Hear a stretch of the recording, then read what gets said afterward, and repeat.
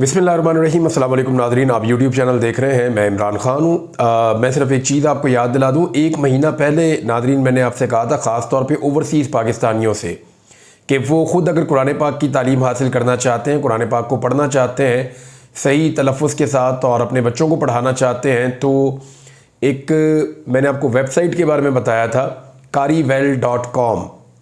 तो qariwell.com पे हमने उस वक्त कहा था कि लोग अपने आप को रजिस्टर्ड करें और फिर अपने बच्चों को या ख़ुद वो तालीम हासिल करें कुरान पाक की।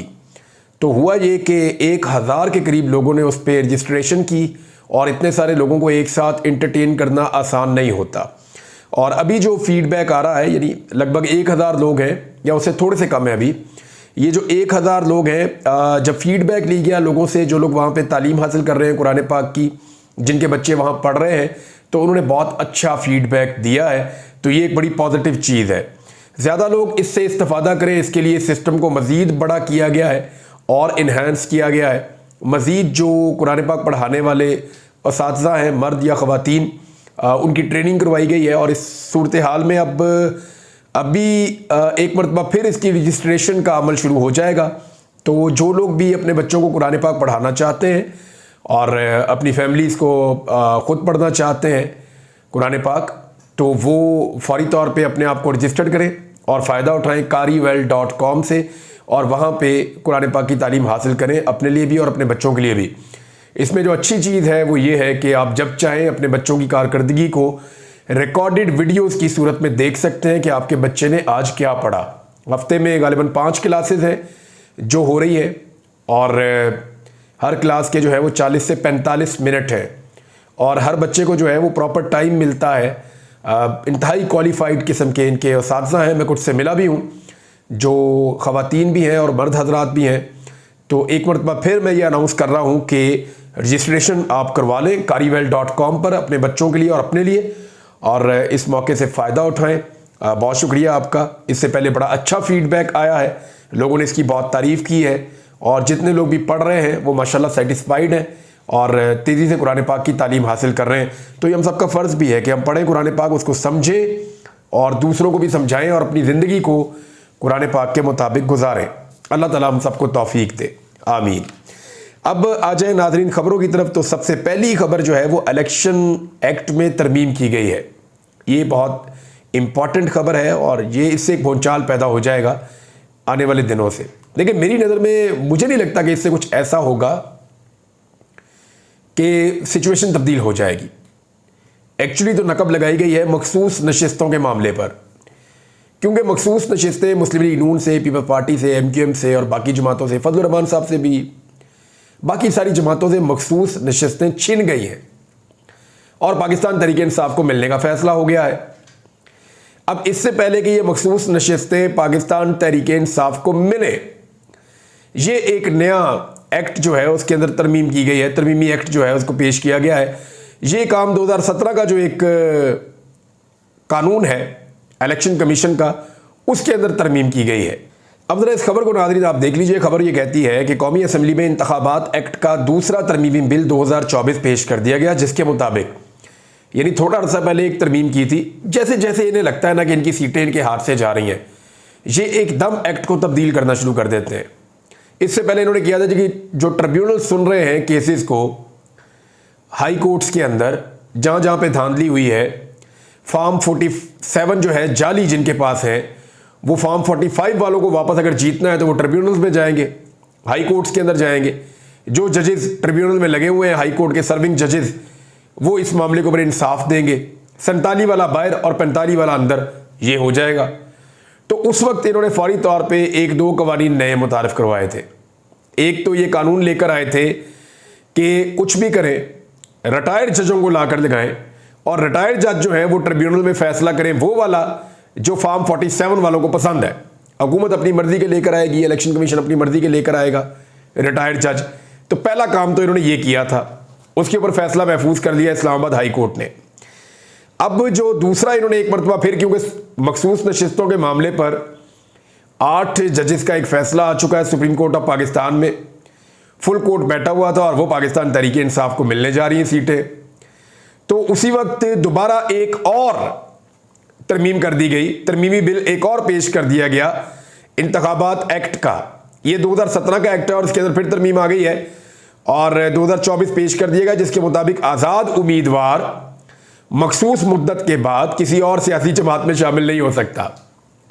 फैसले में हुआ यह था कि 39 मेंबर्स जो थे, 39 मेंबरान, वो कहा गया ये तो पाकिस्तान तहरीक इंसाफ के हैं तो उनको दे दो, बाकी रह गए 41। तो वो जो 41 हैं, अगर वो पाकिस्तान तहरीक इंसाफ में शामिल हो जाते हैं तो इस सूरत में तहरीक इंसाफ की तादाद बहुत बढ़ जाएगी और उनको इसी तनासुब से मखसूस नशिस्तें मिलेंगी।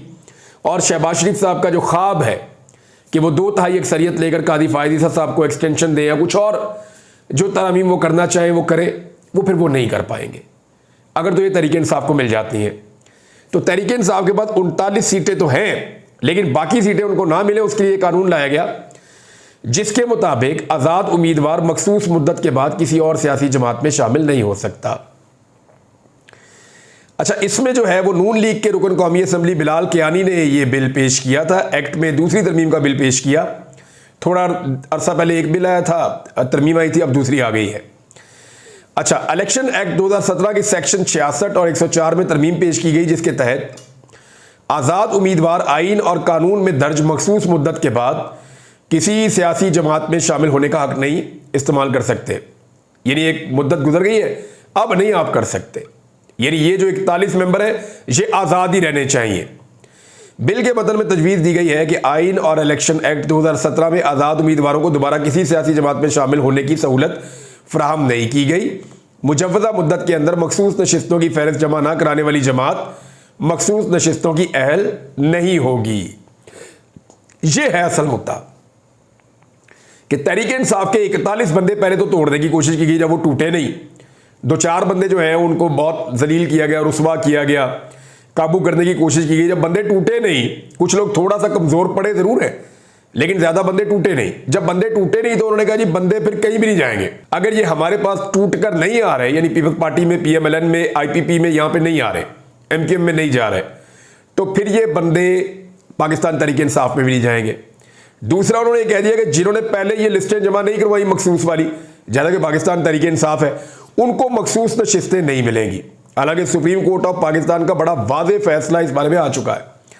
तो एक्चुअली ये जो पूरा कानून डिजाइन किया गया है, ये सुप्रीम कोर्ट ऑफ पाकिस्तान के फैसले के मुताबिक डिजाइन किया गया है। इससे बदनीयती जाहिर होती है। ये मामला जाएगा, जाके अदालत में चैलेंज हो जाएगा और मेरे ख्याल में अदालत इस मामले को उड़ा देगी। ये जरा करके देख लें इसको, ये कर नहीं पाएंगे। मैं आपको बताता हूं कि सुप्रीम कोर्ट ऑफ पाकिस्तान का अगर ये फैसला ना आता तो इस किस्म की तरमीम कभी ना की जाती, इस किस्म की तब्दीली कभी ना की जाती एक्ट के अंदर। लेकिन एक्ट में ये जो तब्दीली की जा रही है, इसकी सबसे बड़ी वजह सुप्रीम कोर्ट ऑफ पाकिस्तान का फैसला है। उस फैसले को तफसील से पढ़ने के बाद ये दोबारा से बिल पेश किया गया है और एक्ट के अंदर तरमीम की जा रही है। अब मामला ये है कि अभी तो कुछ जजेस का जो है वो तफसीली फैसला आना है, तो ज़रा वो तफसीली फैसला आने दें, ये एरियाज भी कवर हो जाएंगे। और दूसरा, ये मामला अदालत में जाएगा और अदालत के अंदर हुकूमत को एक मरतबा फिर शिकस्त होगी। लेकिन वो ये कर क्यों रहे हैं? एक्चुअली वो गंद डाल रहे हैं, वो इसको लंबा करना चाह रहे हैं। वो इस लड़ाई को एक पार्लियामान की लड़ाई बनाना चाह रहे हैं, अदलिया और पार्लियामेंट की लड़ाई में कन्वर्ट करना चाह रहे हैं कि जी कानून साजी का इख्तियार हमें है, हम कानून बनाएं, जो मर्जी कानून बनाएं। भाई, आप शरीयत के खिलाफ कानून तो नहीं बना सकते, आइन की बुनियादी रूह से मुतसादम कानून तो नहीं बना सकते, आप बुनियादी इंसानी हुकूक के खिलाफ कानून तो नहीं बना सकते। जो रूल ऑफ लॉ है या कोई इंसाफ वाली बात है, अब नाइंसाफी पर मबनी कोई कानून तो आप नहीं बना सकते ना। या आपको लगता है ये चीज ऐसे हो रही है, हमारे खिलाफ ये मामला हो गया, इस पर भी कानून बना दो। यानी नैब के अंदर इन पे केसेस थे, इन्होंने अपने कानून ही बदल दिए। तो ये गंदी आदत इनको पड़ गई है गुज़िश्ता 2-2.25 साल में, और किसी को इस वक्त नजर नहीं आ रहा कि पाकिस्तान के साथ कैसा खिलवाड़ हो रहा है। यानी कितनी अजीब बात है कि एलीट जब भी फंसती है वो कानून ही बदल देती है। ये तो रियली में बनाना रिपब्लिक बन गया हमारा मुल्क। ये कैसे हो सकता है साहब कि आपकी जरूरत है आप कानून बदल देंगे, आपकी जरूरत नहीं है तो कानून वही रहेगा। यानी अब ये जो पॉलिटिकल एलीट है, एस्टेब्लिशमेंट या आप कह लें PDM की जमातें, उनकी जरूरत के मुताबिक पाकिस्तान के कानून में तब्दीली कर दिया करेंगे ये। ये कितनी बड़ी ज्यादती है और ये बार बार हो रही है, ये मैं देख रहा हूं। आईन के साथ खिलवाड़, इसको नहीं कहेंगे तो आप किसको कहेंगे। एक और खबर नाज़रीन जमात इस्लामी की तरफ से है और जमात इस्लामी ने दोबारा हुकूमत से उनका रब्ता हुआ कमेटी के साथ और जमात इस्लामी ने कहा मुतालबा जब तक आप पूरे नहीं करते तब तक हम ये धरना ख़त्म नहीं करेंगे। और पाकिस्तान तहरीक इंसाफ ने भी ये ऐलान कर दिया है और अपने कारकुनों को ये कहा कि वो जाएं और जाकर जमात इस्लामी के धरने में शिरकत करें। बल्कि कुछ लोगों ने यह भी कहा कि वो पाकिस्तान तहरीक इंसाफ के झंडे लेकर जाएं और जमात इस्लामी के धरने में शामिल हों। तो फिर तो ये मनाजिर होंगे कि जो पाकिस्तान तहरीक इंसाफ के झंडे के साथ जाएगा उसको पुलिस गिरफ्तार कर लेगी और जो जमात इस्लामी के झंडे के साथ होगा उसको गिरफ्तार नहीं करेगी। तो ये बड़ी अजीब सूरत हाल हो जाएगी। लेकिन इमरान खान साहब ने कहा कि जमात इस्लामी जो काम कर रही है वो काम ठीक कर रही है और उसको सपोर्ट करना चाहिए। पाकिस्तान तहरीक इंसाफ भी उनकी डिमांड्स को और उनको सपोर्ट करती है, जबकि जो जेल के अंदर पाकिस्तान तहरीक इंसाफ के लीडर्स हैं वो भी यही बात कर रहे हैं कि जमात इस्लामी के साथ खड़े होना चाहिए। इस वक्त अवाम जो है वो पिस कर रह गई है। हाफिज़ नईमुर रहमान साहब ने कहा है कि मुशर्रफ, पीपल्स पार्टी और नून लीग और पीटीआई सब ने IPP से मुआहदे किए। पीटीआई ने तो नहीं किए। पीटीआई ने तो डॉलर रेट फिक्स किया था। नईमुर रहमान साहब यहाँ, अच्छा वो थोड़ी सी डंडी मार जाते हैं, लेकिन मेरे ख्याल में वो इसलिए करते हैं ताकि सबको कहूँगा तो हमारा कम से कम ये होगा कि बैलेंसिंग फैक्टर होगा। लेकिन जो सच है बंदे को वो बोलना चाहिए कि मुआहदे मुशर्रफ साहब के दौर में हुए थे, पीपल्स पार्टी के दौर में हुए थे और नून लीग ने बहुत महंगे मुआहदे किए थे, बड़े खौफनाक मुआहदे। उनकी वजह से पाकिस्तान आज फंसा हुआ है। और पाकिस्तान तहरीक इंसाफ ने कोई नया मुआहदा नहीं किया था, बल्कि जो मुआहदे हुए थे उनमें डॉलर को फिक्स करवाया था। और अगर पाकिस्तान तहरीक इंसाफ उस वक्त डॉलर को फिक्स रेट पे ना रखती तो आज आपको दुगने बिजली के बिल आ रहे होते। नईमुर रहमान साहब को ये बात समझनी चाहिए। बार उन्होंने कहा कि हमारा धरना 5वें दिन में दाखिल हो गया है और हम नहीं चाहते कि तसादुम हो। 25 करोड़ आवाम जो है उसको उम्मीद पैदा हो गई है। बिजली के बिल अदा करना किसी के लिए मुमकिन नहीं रहा। भारी बिल के साथ बच्चों की तालीम और किचन चलाना मुश्किल हो चुका है। ये बात तो उनकी बिल्कुल ठीक है। फिर किसानों की उन्होंने बात की, मजदूर की बात की, आम आदमी की बात की। धरने की हमायत करने पर इमरान खान का खैर मकदम किया और इजहार तशक्कुर भी उन्होंने किया। उन्होंने कहा कि IPP के मुआहदे पीपल्स पार्टी के दौर में शुरू हुए। PTI हुकूमत में 35 कंपनियों से बातचीत की गई। ये जो बातचीत की गई ये वही बातचीत है जिसकी वजह से आज आपको बिल थोड़े कम आ रहे हैं, वरना इससे दुगने आपको आने थे। मुशर्रफ, पीपल्स पार्टी, नून लीग सब ने IPP से मुआहदे किए। उन्होंने कहा कि FBR के 22,000 मुलाजमीन है। FBR करप्शन का धंधा करता है। 1,000 अरब रुपए की करप्शन FBR के जरिए से होती है। बहरहाल उनके जो मुतालबात हैं वो मौजूद हैं और वो कह रहे हैं जी अपने मुतालबात मनवाए बगैर हम यहाँ से नहीं जाएंगे। शहबाज गिल के भाई को बाजियाब करवा के पेश करने के लिए इस्लामाबाद हाई कोर्ट ने 2 दिन का टाइम दे दिया है। मेरे ख्याल में अब काफ़ी हो गया है। शहबाज गिल को इससे कोई फ़र्क नहीं पड़ेगा। मैंने तो ये नोट किया है, जब से उनके भाई को उठाया गया है वो ज़्यादा मजबूती के साथ अपना काम कर रहे हैं शहबाज गिल। और मेरी उनसे बात भी हुई थी, उन्होंने कहा जी मैं क्या कर सकता हूँ, मेरे बाकी भी जो रिश्तेदार हैं उनको भी उठा लेंगे, तो मैं अपना मौक़िफ़ तो नहीं छोड़ सकता, मैं अपना काम करूँगा। तो वो अपना काम कर रहे हैं। अज़हर मशवानी साहब से रब्ता किया गया उनके भाइयों के नंबर से बार बार और उनसे मुतालबात किए गए। उनके वालिद साहब के बकौल भी ये बात है और मेरी अज़हर मशवानी से जब बात हुई तो उन्होंने भी मुझे बताया कि ये बात उनके वालिद ने ठीक की है।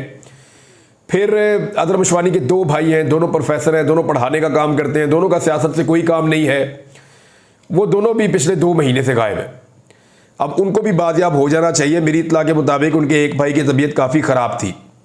रऊफ़ हसन साहब जो है वो 70 साल से ऊपर के बुज़ुर्ग हैं। उनके साथ जो सलूक किया गया वो बहुत बीमार हो गए, उसके बाद उनको जुडिशल किया गया, फिर उनको हस्पताल मुंतकिल कर दिया गया है। यास्मीन राशिद साहिबा जो कैंसर से लड़ रही हैं और उन्होंने अपने दौर में नवाज शरीफ का बहुत ख्याल रखा था, जो सियासी कैदी हैं उनका बहुत ख्याल रखा था, लेकिन उनके साथ क्या सलूक किया जा रहा है कि बार बार वो बेचारी बीमार होती हैं लेकिन हिम्मत नहीं छोड़ती, हार नहीं मानती और कोई प्रेस कॉन्फ्रेंस करने पे वो तैयार नहीं है। तो यास्मीन राशिद साहिबा की हालत एक दफ़ा फिर बहुत ख़राब हुई।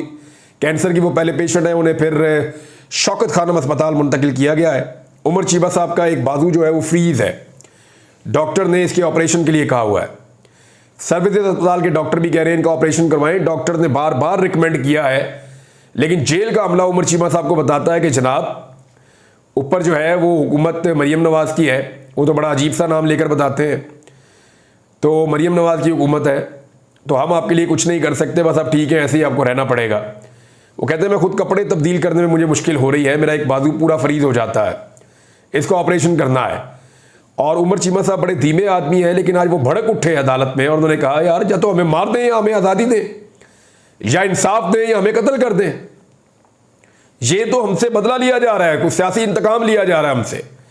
बड़ा खुल के आज उन्होंने बोला, उन्होंने कहा मेरा इलाज होना है, मेरा ऑपरेशन होना है, मुझे इसकी तो इजाज़त दे, बेशक मुझे अंदर रख ले। तो उमर चीमा साहब खासे गुस्से में बोले। एजाज चौधरी साहब का यही मुझे हैरत होती है कि पीपल्स पार्टी हमेशा से जमहूरियत की दावेदार है, लेकिन यूसुफ रजा गिलानी साहब कितने आराम से बैठे हुए हैं चेयरमैन सेनेट होने के तौर पे कि उनके एक सेनेटर को इजाज़त ही नहीं है, मौका ही नहीं दिया जा रहा प्रोटेक्शन ऑर्डर्स होने के बावजूद कि वो आए और सेनेट का सेशन अटेंड करें। कितनी बड़ी ज्यादती है। और यूसुफ रजा गिलानी साहब इसके ऊपर कुछ भी नहीं कर रहे, बल्कि अब तो प्रोटेक्शन ऑर्डर्स भी नहीं जारी किए जा रहे। एक महमूद रशीद साहब हैं, वो भी जेल में है। आलिया हमजा साहिबा जो उनके ऊपर और उनकी फैमिली पे गुजर रही है, अभी अदालत में आज पता चलेगा कि आलिया हमजा साहिबा के बारे में गुजरांवाला से क्या फैसला आता है। लेकिन मेरे ख्याल में हाई कोर्ट ने जिस तरह सनम जावेद के मामले में और इमरान खान साहब के मामले के अंदर 9 मई के मामलात पे बड़ा खुल के मौक़िफ़ लिया, उन्हें इस मामले पे भी लेना चाहिए। आलिया हमजा साहिबा के बच्चों की तालीम, उनकी फैमिली का सारा सिस्टम, वो सब बहुत बुरी तरह मुतासर हुआ है। उनकी अपनी सेहत बहुत मुतासर हुई है, लेकिन इसके बावजूद वो मुस्कुराती रहती हैं, वो ये कहती रहती हैं कि नहीं, मैं इमरान खान का साथ कभी नहीं छोड़ूंगी, इमरान खान के साथ खड़ी रहूंगी।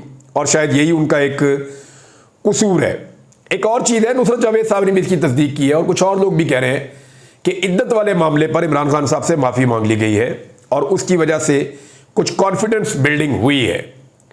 ये बहुत सारे लोग कह रहे हैं कि इद्दत वाले मामले पे इमरान खान साहब से माफ़ी मांगी है। बहुत ही मायूब, घटिया और गंदी नौयत का मुकदमा था और इमरान खान साहब को इस पर तकलीफ भी बहुत थी, गुस्सा आता है आदमी को। तो इस पे शायद इमरान खान साहब से माफ़ी मांगी गई है, जिसके बाद थोड़ी चीज़ें डाउन हो रही हैं। तो देखते हैं आने वाले दिनों में चीज़ें कितनी डाउन होती है। लेकिन एक चीज़ है, जैसे जैसे ये टेम्परेचर डाउन होता है ना, PMLN और पीपल्स पार्टी के दिल धड़कना शुरू हो जाते हैं कि इमरान खान वापस आ रहा है। और अगर इमरान खान वापस आएगा तो सियासत के ऊपर राज करेगा। जो इस वक्त इमरान खान की मकबूलियत है वो अगर रही तो इमरान खान साहब इनको नाकों चने चबवा देंगे। बहरहाल अब तक के लिए इतने, अपना ख्याल रखिएगा, अपने इस चैनल का भी। अल्लाह हाफ़िज़।